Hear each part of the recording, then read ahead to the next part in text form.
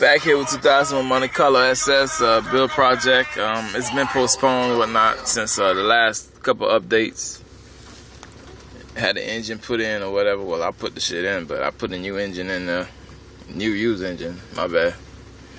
But yeah, we had 145, 500 on the dash. Now we got 147, 213.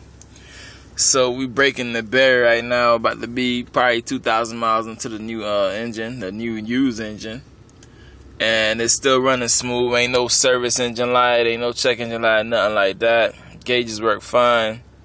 You know, the car is in drive right now. I got my foot on the brake. You can see it right there. I'm shift it back in the park. Revved it up a little bit or whatnot. These two lights up top for the voltage and the gas, I gotta change those lights because they fucked up. They dimmed out a little bit, but I already tried to fix them. But I noticed that they're so how do you pronounce that damn word? They're so I can't even pronounce the word. I'll say welded. It's welded onto the chip, to the board of the dash. As soon as I find that S word come out my mouth, I can fucking say it. But anyways, that's the fact of not being able to change the light bulbs on this shit. So I might have to just go and get like a strip of light and run it all around in there in the dash so it could light up everything anyways. But again, like I said, it's 5 something in the morning.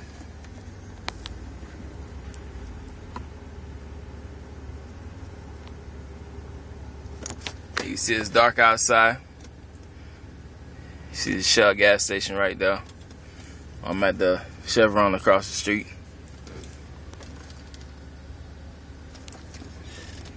But yeah, made a little quick update video. About to get to work in probably an hour. The reason I'm out here is because the power went out of my house since I say 11:50 last night into this morning, and it's 5 o'clock and they still haven't fixed the fucking problem. From what I understood, a tree branch tampered with a transformer and the transformer blew due to a wire falling down or whatnot. So that's the bullshit they gave me. That's the bullshit I relayed back to my peoples and the whole neighborhood, basically. Car is back together like it ever left anyways. You know, I usually have this dash off, but I kept it on for the past couple weeks. Usually I'm always back here rewiring something. A while back the hazard switch caught on fire. This is hazard switch number 3 right here. This one is AC Delco from the dealership. Paid $54 for it or whatever, how much it cost, and I have a 1-year warranty, I believe. So that shit decided to catch on fire again. You know, we'll take it to the dealership and let them deal with that. Same head unit, Pioneer AVH 3100. It's not the new one, it's not the top of the line one, but that bitch does hella work for me.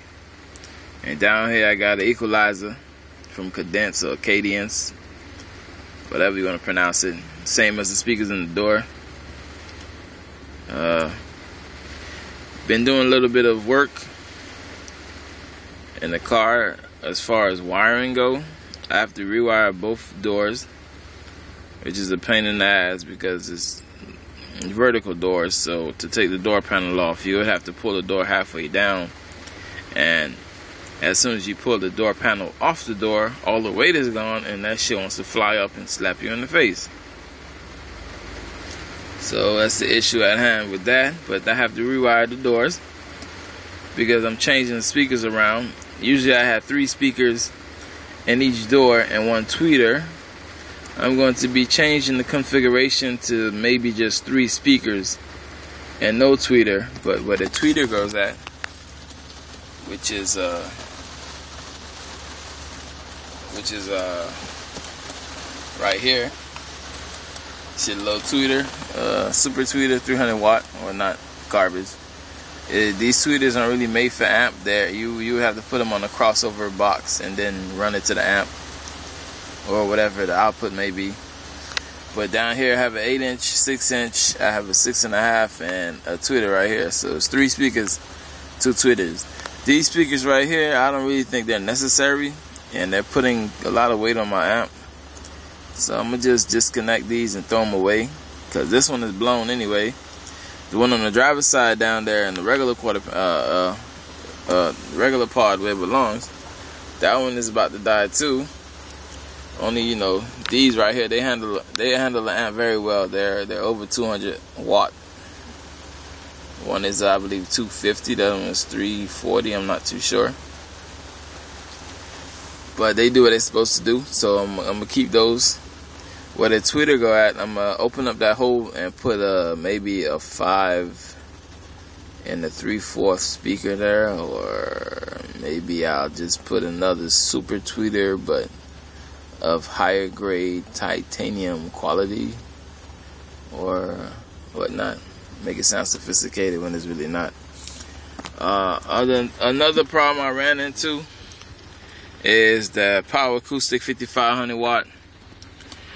Word to the wise, anybody that owns a monoblock, do not, I repeat, do not play your monoblock without a 13 point anything voltage. I fucked around and did not notice that my battery in the back was not charging, and I burned the stator and the power supply output in my 5500 watt amp. The result of that is when you plug the amp into, well, when you turn the radio on and it comes time to turn on the amp, it will turn on quickly and goes into protection mode, meaning that there's a power supply failure. Don't play your amps with low voltage. And my dumbass, wasn't my fault, but I still consider myself an ignorant dumbass, because I usually wake up and check my car before I go anywhere with it. And for those 2 days I was playing on the yellow top, which is very amazing. I was playing music from the yellow top only, as it was not being charged through the battery isolator from the front. So for 2 days of whamming, not constantly, but you know, maybe an hour here, 20 minutes there, and then the next day it'll be an hour here and 20 minutes there. But again, my mistake. I blew my power supply off the 5500 watt. It turns on only in safe mode, no outputs, no burn smell, no nothing. It's like the computer design was to just let the power supply die and not burn anything else. So do not play your radio, your monoblock. Do not play a monoblock with less than 13 volts. You can get away with 12.5 when the bass is hitting. Sometimes it might go to 11 point something. But as long as you have a high output alternator that can recuperate the battery loss, or a farad capacitor, whatever, you know, kinetic battery, Stinger battery, whichever is used for audio, XS power, whatever you use for battery. But this is my project. This is something I've been fighting with for the longest. I feel like me and this car, we have a marriage, because every time we get into an argument, we fight about it. You know, we love each other, but we fight about it, and I refuse to fix it, and then two and a half hours later I end up ordering it online and fixing it anyways. That's like the wife telling you to cut the grass and you tell her, not today baby, and then, you know, you're missing the first 2 quarters of the game and you're cutting the yard. Yeah, that's how that worked. Just a quick update. It's 5 o'clock in the morning. 5:30 right now. And I'm ready to go to my bed, but I just came from Dunkin' Donuts, came to the gas station to get a snack to go with that coffee. And in about an hour, I'll be getting ready to go to work. With this quick update, MC, about to break 2,000 miles into the new used engine. It had 70,000 miles on it, 68 when I bought it, which was what I was told. So, you know, we're gonna see how smooth this runs. And this car hauls ass. Is a, you know, L67, 220 horsepower, V6, fuel injected. I think it's a 231 block, 231 cubic feet, or cubic inch of block, engine block, whatever the hell it may be. I don't get into all that technical shit. Anyways, yeah, with 46.5V transmission. They also have the 46 4T65E HD transmission. I don't know what that one's for. Maybe the supercharger or the Intimidator, but it's a little bit stronger made, bigger made, and I believe the output shaft. Yeah, I believe the output shaft for CV joints is a little bit thicker, heavy duty. But anyway, this car hauls ass. Get on the highway and you'll be doing 0 to 60 in probably 4.6, 4.7 seconds. I never time myself. I have rims on. I have heavy ass rough racing wheels on. I never time myself, so I don't really know